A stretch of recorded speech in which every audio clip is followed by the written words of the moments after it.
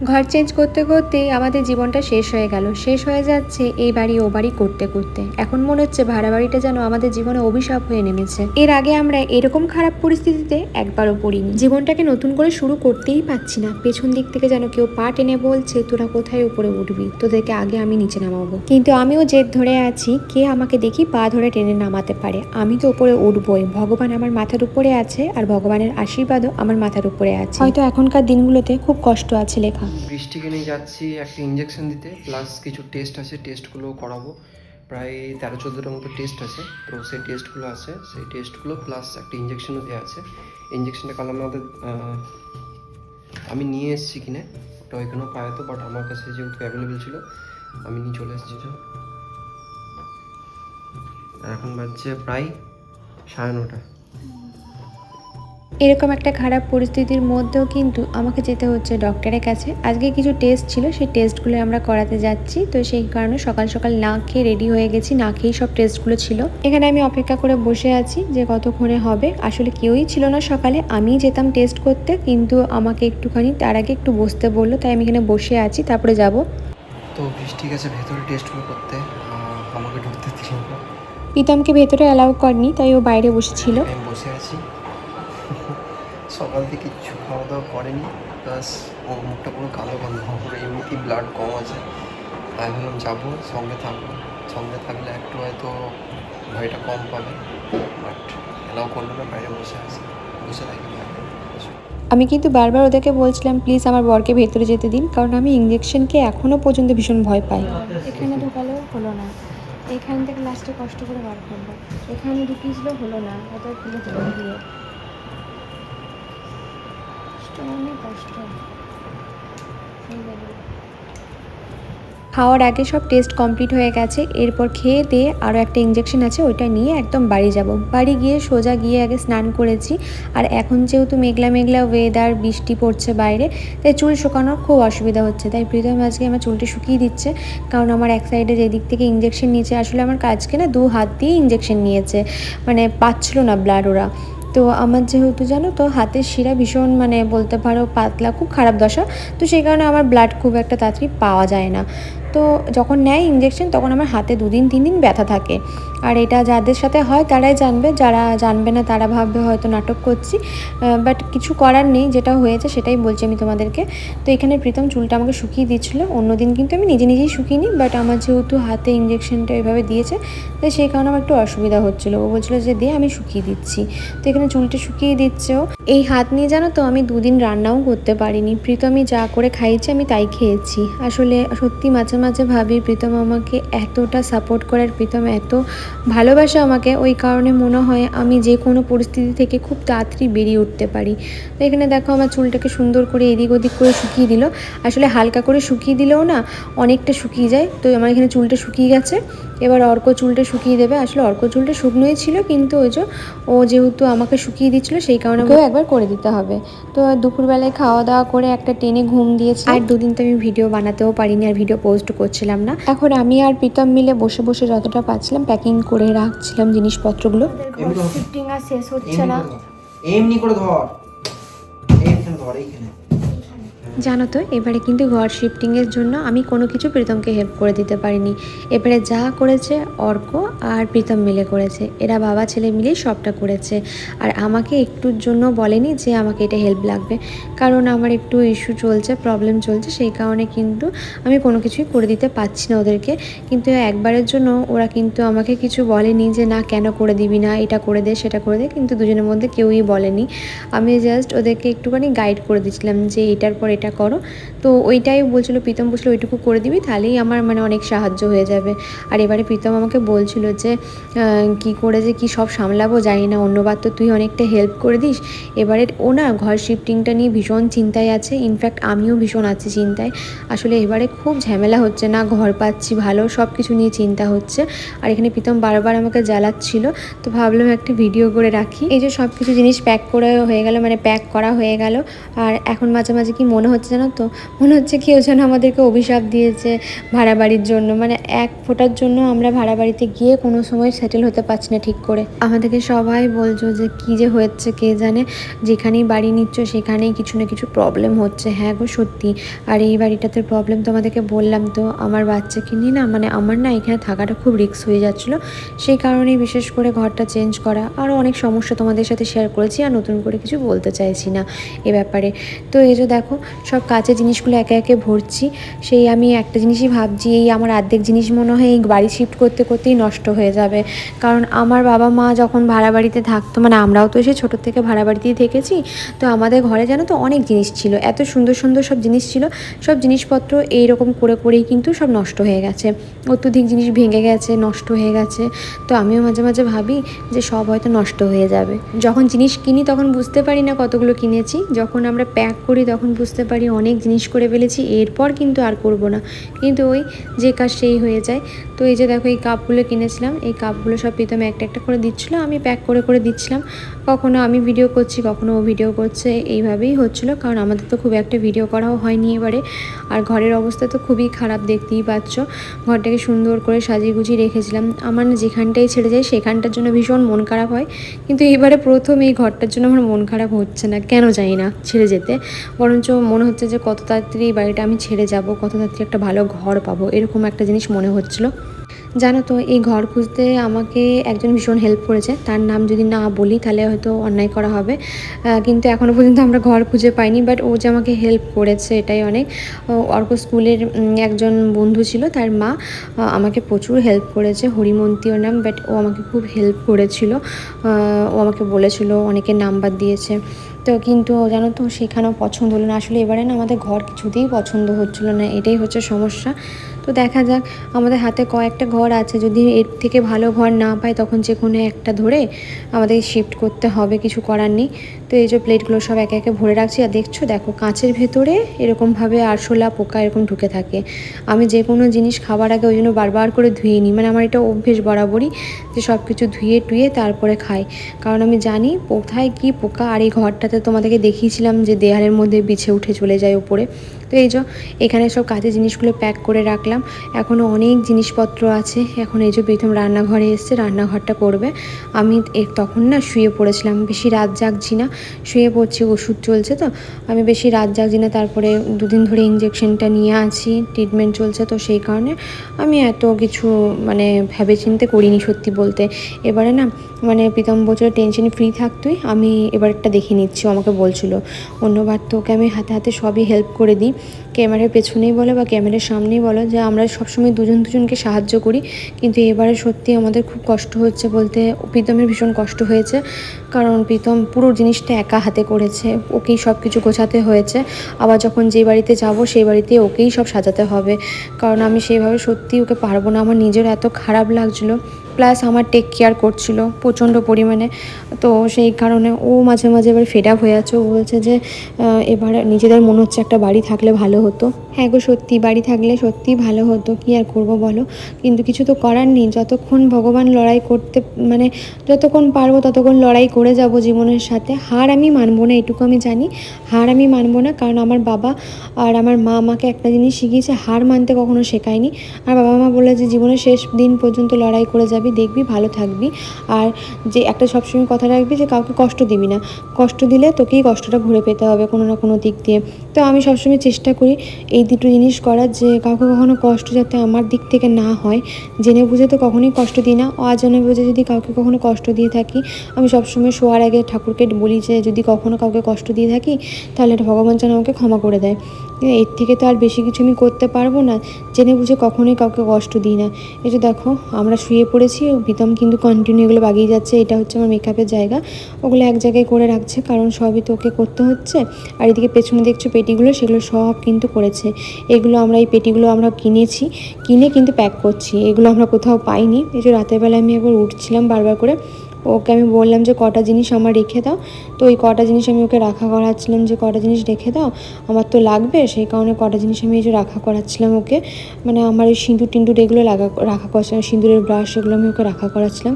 কারণ হাতে গুনে আর কটা দিন এই বাড়িতে থাকবো, তো সেই কটা দিনই থাকি না কেন, তো কটা দিন তো আমাকে ব্যবহার করতে হবে, সেই কারণে।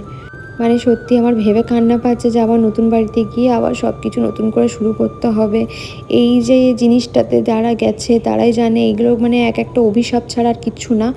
অভিশাপ থেকে আর বড় কিছু হয় না, ভাড়া বাড়িতে থাকা হচ্ছে সব থেকে বড় অভিশাপ। মানে তার থেকে বলবো যে নিজের একটা অ্যাডবেস্টারের ঘর থাকা অনেক ভালো। আমি জীবনে কিছু করি আর না করি জানো তো, নিজের একটা অ্যাডবেস্টারের ঘর অন্তত তুলবো, তবুও এটা আমার কাছে স্বর্গ। এর থেকে তো বেশি কিছু আমি পারবো না করতে। তো এখানে অর্ক জ্বালাচ্ছিল, অর্ককে বললো তুই জ্বালাস না মাকে। আসলে অর্ক সারাদিন পর না রাতে মাকে নাহলে বাবাকে কাউকে চাই। আসলে প্রীতম তো এইদিকে ব্যস্ত রয়েছে আর আমিও এখন একটু রেস্টের মধ্যে আছি, ওই জন্য অর্ক এখন একটুখানি একা একা, অর্কর ভাল লাগছে না, ফিল করছে একা একা।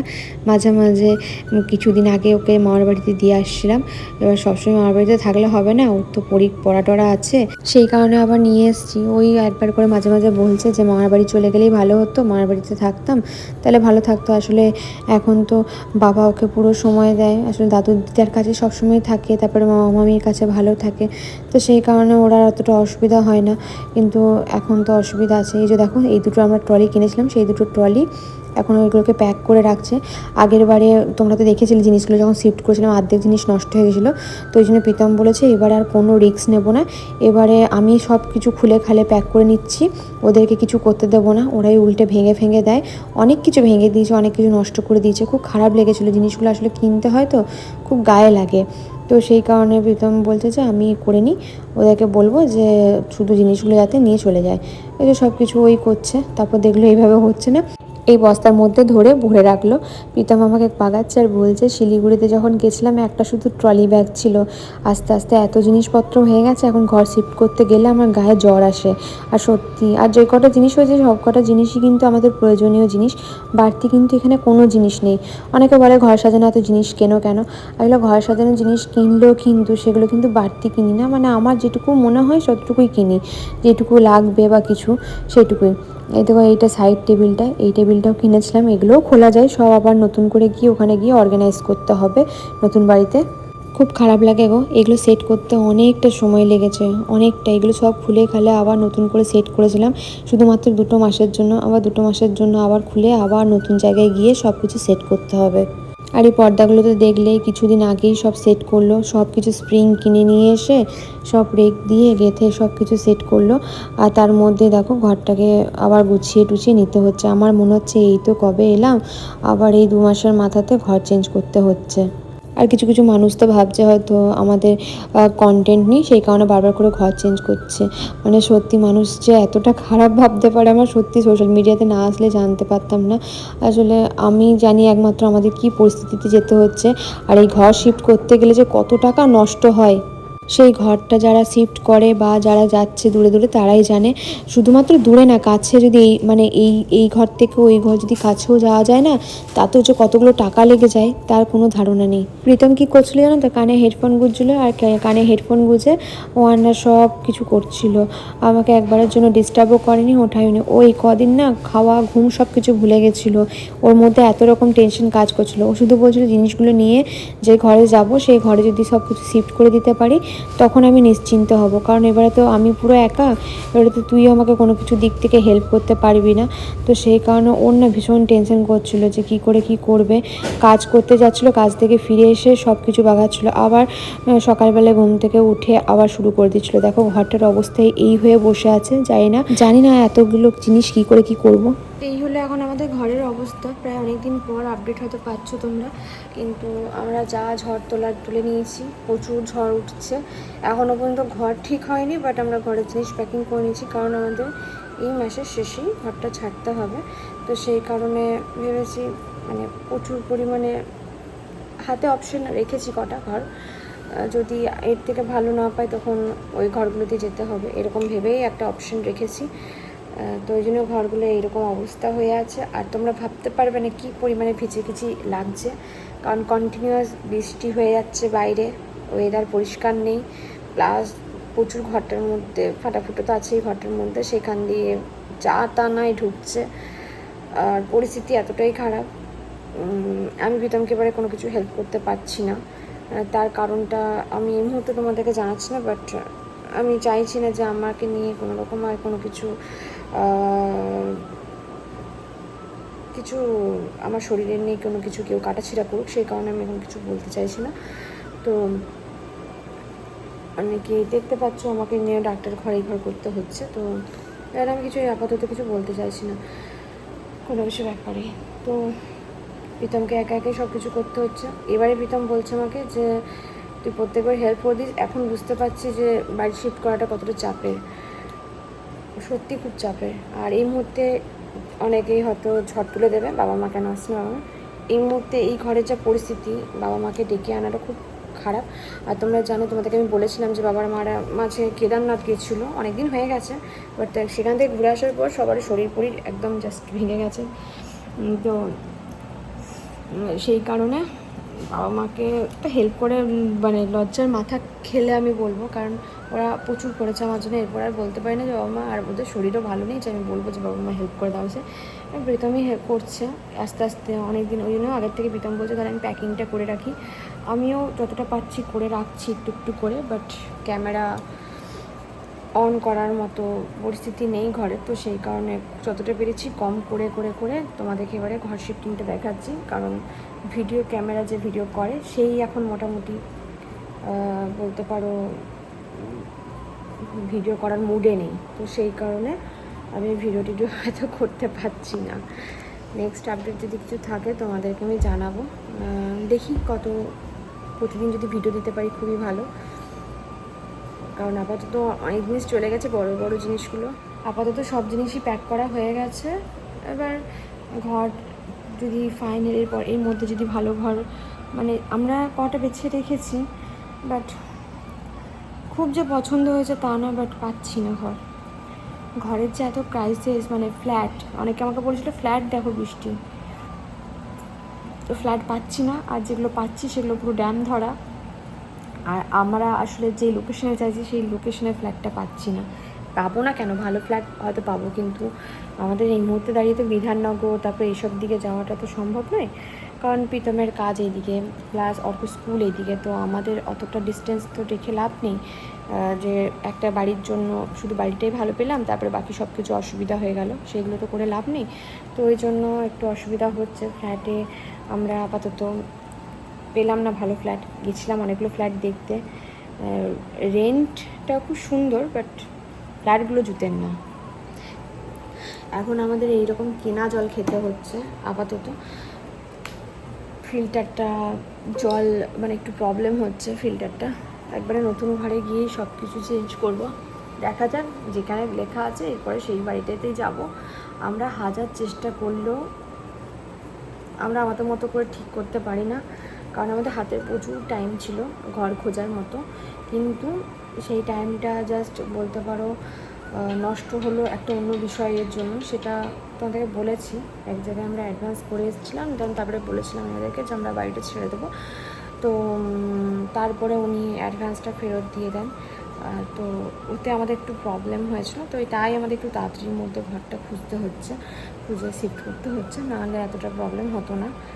পুজোর পরই ভেবেছিলাম একটু কষ্ট করে ম্যানেজ করে এইখানেই থেকে যাই, পুজোর পর ঘরটা শিফট করব, কিন্তু ওই যে যেটা আছে সেটা হবে তোমার। আর আমাদের কোনো কাজ যেন তো প্ল্যানিং করা হয় না, ধীরে সুস্থে হয় না, সব কিছু হুড়ুম দুরুম করেই হয়, আর হুড়ুম দুরুম করেই আমাদেরকে করতে হয়, ওরকম সিচুয়েশনই পড়ে যায়। আমরা যতই চেষ্টা করি যে আমরা হ্যাঁ ভালো করে এবারে ভেবে চিনতে এই কাজটা করবো, এটা কাজটা করবো, এটা হয় না আমাদের সাথে প্রত্যেকবার এই জিনিসটাই হয় যে হুড়ুম দুরুম করেই করতে হয়। তোমরা ভাবতে পারবে না আমাদের ঘরের জিনিস রেডি হয়ে গেছে, বাট আমরা এখনও ঘর ফাইনাল করিনি, বলতে পারছো, মানে 2-4টে রেখেছি হাতে, মানে জানি না কেমন হবে, বাট রেখেছি। বাট আমি চেয়েছিলাম ফ্ল্যাটে এবারে শিফট করতে, ফ্ল্যাট প্রচুর দেখেছিলাম, বাট ফ্ল্যাট নেবার মতো নেই আপাতত। এই দিকটাতে আমরা যে দিকটা থাকি সেই দিকটা বেশিরভাগ কোয়ার্টার, আর কোয়ার্টারের পরিস্থিতি এখন আর ভালো নেই, আর বেশিরভাগটা হচ্ছে বাড়ি ভাড়া নিতে হচ্ছে। আমরাও চেয়েছিলাম এবারে যদি একা সিঙ্গেল নিতে পারি ভালো বাড়ির মালিক ছাড়া, বাট পেলাম না, অনেক চেষ্টা করেছি, অনেক, মানে জাস্ট বলে বোঝাতে পারবো না। এমনকি ছেলেকে বাইরে রেখে দিলাম ওই জন্য, মানে মা বাবার কাছে পাঠিয়ে দিয়েছিলাম কিছুদিনের জন্য যাতে আমরা ঘর খুঁজতে পারি। নেই, মানে আমরা জাস্ট সারাদিন ধরে ওই করছিলাম, ওইগুলো আমরা তোমাদেরকে দেখাইনি হতে পারে, বাট আমরা সারাদিন ধরে এই করেছি বাড়িতে। ঘরে প্রায় আজ কতদিন হলো যে ঠিক করে আমি রান্না বান্না করতে পারছি না, জাস্ট যেমন করে হোক রান্না বান্না করে জাস্ট ঘর খুঁজছি, এরকম চলছে আমাদের সাথে। দেখা যাক কি হয়, মানে বুঝতে পারছি না কী হবে না হবে। তো চলো, যতটুকু পাচ্ছি তোমাদেরকে দেখানোর চেষ্টা করছি, আপডেট দেওয়ার চেষ্টা করছি। আপাতত ভিডিওটা এইটুকুখানি। সবাই ভালো থেকো, সুস্থ থেকো, আর সকলকে ভালো রেখো। টাটা।